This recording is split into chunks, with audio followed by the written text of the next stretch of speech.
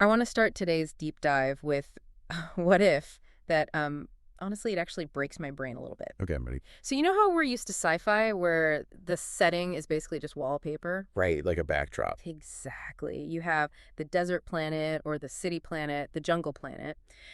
But if you swap the characters around, the story would basically be the exact same. Sure, a blaster fight is a blaster fight, whether it's on sand or metal. Right.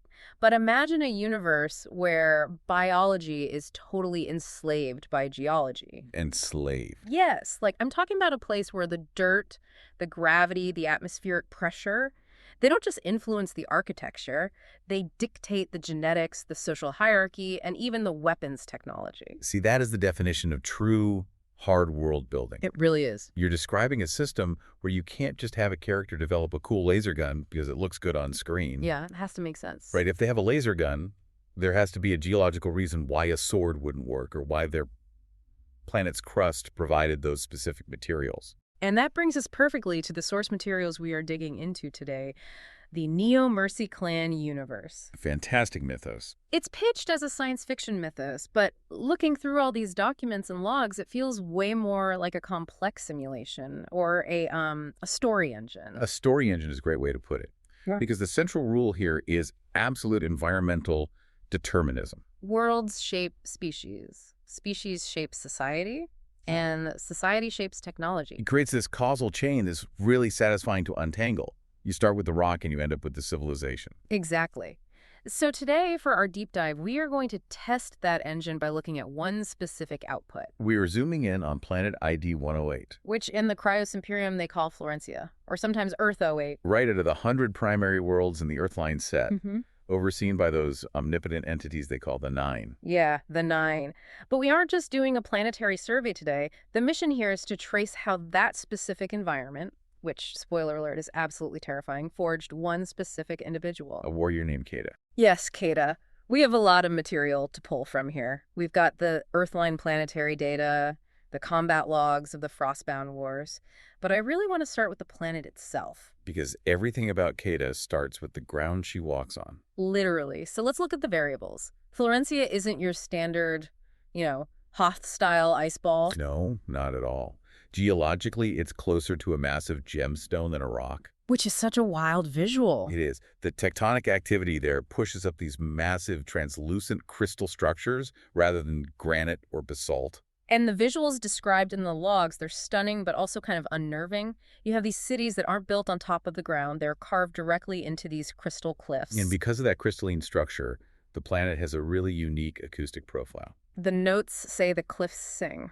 Yeah, well, sing is a very polite word for it. Great, I was wondering about that. If you're imagining a gentle melody, no, imagine a constant resonant drone caused by high-velocity winds vibrating through millions of miles of crystal flutes. Oh, wow. It's a deafening harmonic noise that never stops. Ever. See, that's the part that gets me. It's not just cold there, it's loud, like physically loud. To survive there, you'd need to be psychologically hardened against the noise, just as much as you'd need to be physically hardened against the temperature. Which leads us directly to the indigenous population, the Nevantli. They are humanoid, but they have diverged significantly from baseline humans to survive this environment. Yeah. They have a lifespan of about 200 years. Their bone density is completely off the charts. But the stat that really jumps out from the dossier is their aggression level. Right, the aggression level 10. The source lists them at a 10 out of 10. And I had to read that twice. Why is that? Because usually when you see aggression level 10 in a sci-fi setting, you're picturing space orcs, right? Sure. You picture foaming at the mouth, constant warfare heads on spikes. But reading the diplomatic logs, the Nevantli seem incredibly polite, calm even. And that's the paradox. It's the key to understanding their entire culture. How does that work? On Florencia aggression level 10 doesn't mean always angry. It means maximum response. Okay. Think about the environment for a second. You don't bargain with a blizzard. No, you don't. You don't negotiate with a temperature drop that can freeze your blood in seconds. You either endure it or you succumb to it. So it's a binary switch. Exactly. Most civilizations operate on a gradient. Right. You have a disagreement, you impose sanctions, maybe a skirmish, and then eventually a war. The Nevantli do not have a gradient. If they identify a threat to their survival, they skip the negotiation and go straight to total elimination. Wow, so they are peaceful right up until the exact moment they decide to wipe you out. Yes. They have absolutely no reservations about destruction or genocide if the equation demands it. That is chilling. It's not cruelty, though. It's efficiency. Yeah. And that is the cultural soup our protagonist, Kayda, is born into. And looking at her bio, she isn't a chosen one in the traditional sense. No, she wasn't born with a glowing mark on her forehead or a prophecy. Right, she was manufactured by this system. She comes from a warrior lineage, sure, but her childhood is described in the sources as a crucible. It is grim reading. The Nevantli don't coddle their children because the planet won't coddle them. There is a specific incident in the Act, the Cradle of Frost document, that really illustrates this. The ravine incident. Yes. Kayda is a child, maybe 8 or 9 years old, and she gets lost in a ravine during a polar storm. And this is where we see the story engine mechanics kick in beautifully. Usually the Nevantli have some level of hydrokinesis, right? Like they can manipulate water. Yes, standard water manipulation. But in this ravine, the temperature is so incredibly low that the air is chemically dry. There's literally no moisture to grab onto. She's trapped in a stone box with a deadly storm overhead. Most kids would just freeze. But Kayda does something that actually scares the elders. She doesn't reach for water. She reaches into the molecular bonds of the stone itself. The report says she forced a phase change. She turned solid rock into ice. She shattered the stone walls into ice crystals to create a tunnel. Which is already insane for an 8-year-old. Right, but then she goes a step further. And this is the part that sets the hook for her entire character arc. She phased her own body. Yes, she phased her body through the debris. She didn't just manipulate the element. She became the element. And the elders' reaction to this was so telling. They didn't throw a parade. They didn't celebrate her. No, they said this one bends the laws. They were terrified. Because in a society built on strict control, remember that binary switch we talked about? Someone who can just rewrite the laws of physics is a massive liability. It introduces chaos into a system that relies entirely on order. Exactly. And it brings up a theme that runs through this entire deep dive: the cost of power. Yes. I feel like in a lot of modern sci-fi, magic is just a battery you charge up, you cast a spell, you drink a potion, you're fine. But here, physics bites back. It's basically Newton's third law applied to magic. For every action, there's a physical toll on the user. Because after that ravine incident, Kayda wasn't high-fiving anyone. Far from it, she was comatose. Her body was ravaged by the transition. But instead of letting her rest, the training regime just ramped up. That section on the training regime was brutal. They weren't just teaching her to fight. They were trying to harden her physical body to contain her own power. They realized she was a vessel that was going to crack if they didn't reinforce it. So you have these descriptions of her sparring in arenas made of sharpened ice, exposure to storms without any thermal gear. It sounds totally abusive. It is abusive by our standards, but their logic is survival.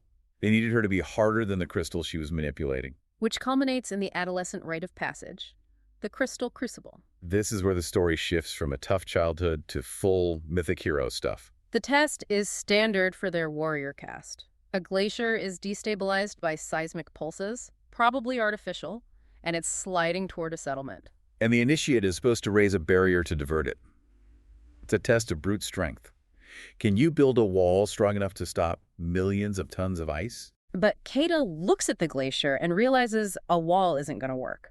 The mass is too high. So she improvises. She fuses with it. Yeah. She fuses her consciousness and her physical form into millions of tons of moving ice.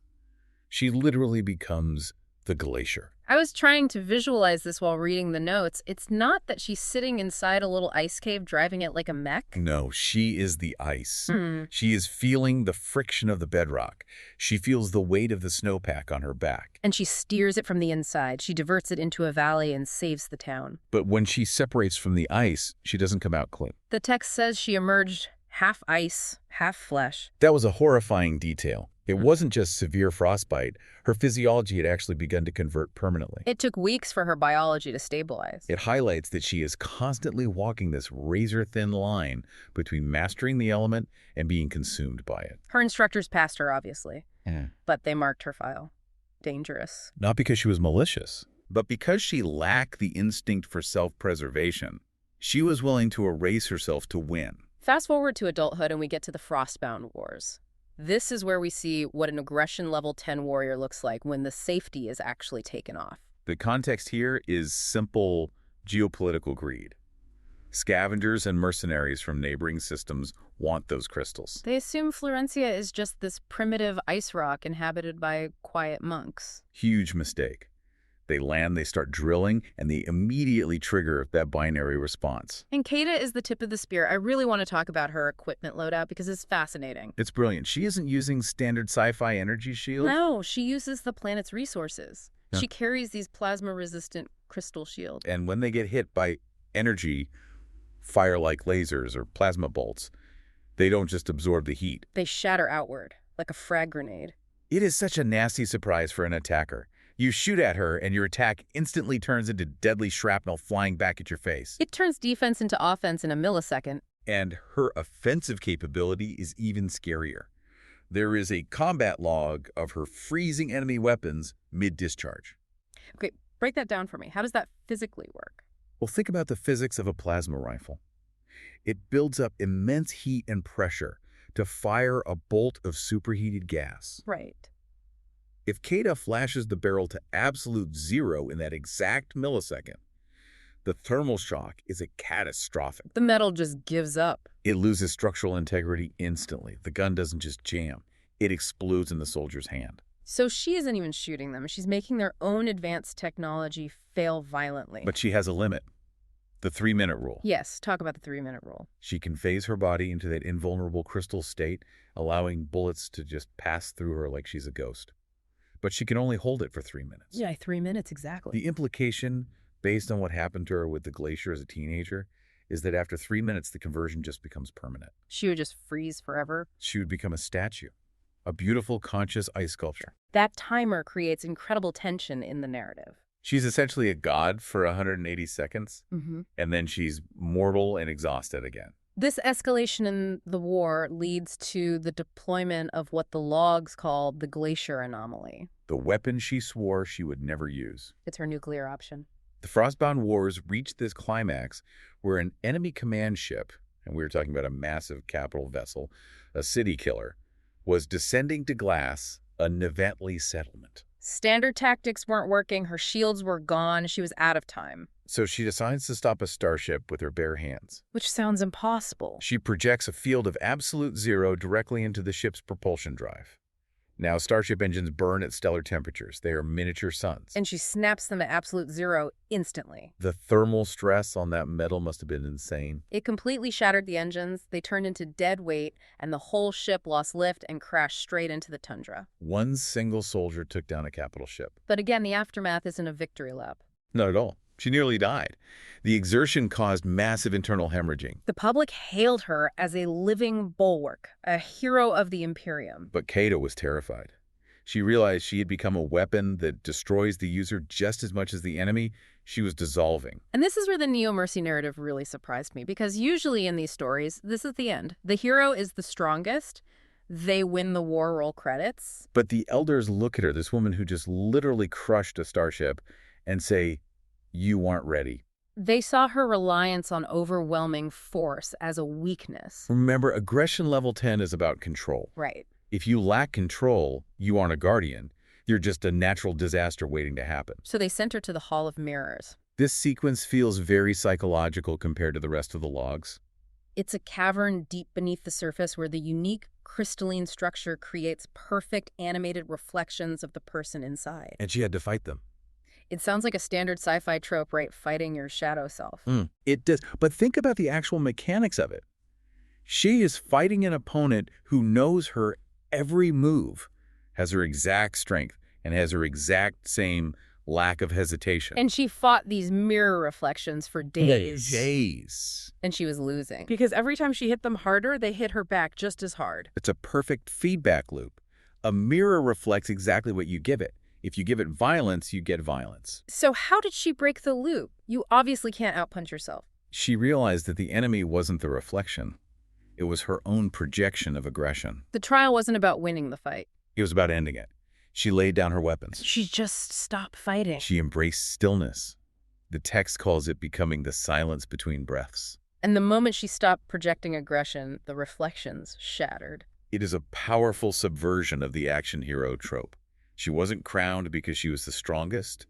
She was forged because she learned when not to use her strength. It aligns perfectly with the story engine we talked about at the start of the deep dive. Florencia is a planet of violent storms and singing cliffs, but the survival of the species depends on enduring those storms with absolute calm. Kayda had to internalize the silence of the planet to master its fury. The final image in the dossier is incredibly beautiful. It's Kayda standing alone on the ice plains under the auroras. And she shapes a single, perfect, crystalline spear. Not to kill anyone, just as an act of creation. And she whispers that line, "I am frost, and I am fracture. I am the silence between breaths and the storm that follows. I will not yield." It's a chilling statement of intent. It really sums up the entire Cryos Imperium. It validates the whole NeoMercy concept. We started with geology, singing cliffs, and bitter cold. That created the biology. That biology created a binary high-stakes culture. And that culture produced Kayda. She is the inevitable result of her world. You couldn't transplant her to a jungle planet. She wouldn't make any sense there. But here is the thought that I really can't shake, and I want to leave you, the listener, with this to mull over. Lay it on me. We've been talking about Kayda as this singular, unique hero. But she's not unique, is she? No, she's not. I checked the census data for the Cryos Imperium in the source files. The Nevantli population is listed at 1.2 billion. That is a lot of potential living weapons. Exactly. If one Nevantli warrior can crash a starship phase through matter and freeze entire battalions. And if there are over 1 billion of them? And they all share this aggression level 10 binary switch. I see exactly where you're going. What happens to the rest of the galaxy if the Nevantli decide that peace is no longer an option? What happens if they decide the only way to be completely safe is to make sure no one else is left? You aren't looking at a war at that point. You are looking at a universal ice age. It completely recontextualizes their peaceful nature, not as a virtue, but as a mercy to everyone else. A very chilling thought to wrap up on. That's our deep dive into the frost and fracture of the NeoMercy clan. Stay warm out there. Thanks for listening, stay curious, and we will catch you on the next deep dive.